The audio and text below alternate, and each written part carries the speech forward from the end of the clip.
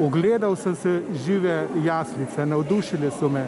Ste kaj spremenili zaradi covida letos, da so tako lepe?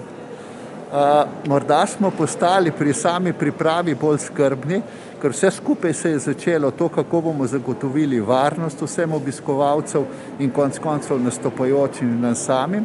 Drugo, kar je bilo, vsako leto so jaslice presežnik. In zakaj ne bi bile tudi letos? Septembra jih začnemo pripravljati, idej imamo veliko in ko se odločimo, to enostavno realiziramo. V čem bo ogled živih jaslic letos drugačen? Morda tudi zaradi tega, ker smo se samo omejili, to pomeni, da bo obiskovalcev bistveno manj kot prejšnja leta. Tisti ki bodo kupili vstopnice preko spleta, bomo komunicirali z njim, kako naj pridejo k nam.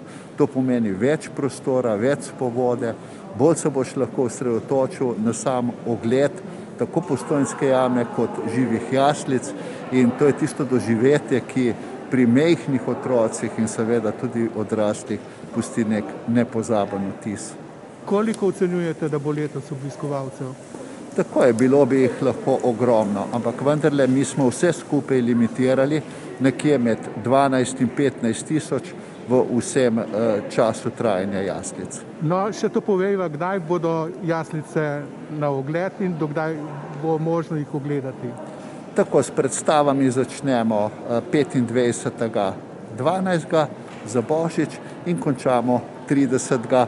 ob 17:15, ko je zadnji ogled Postojnske jame z živimi jaslicami. Kaj bi priporočil obiskovalcem, predno pridejo v Postojnsko jamo?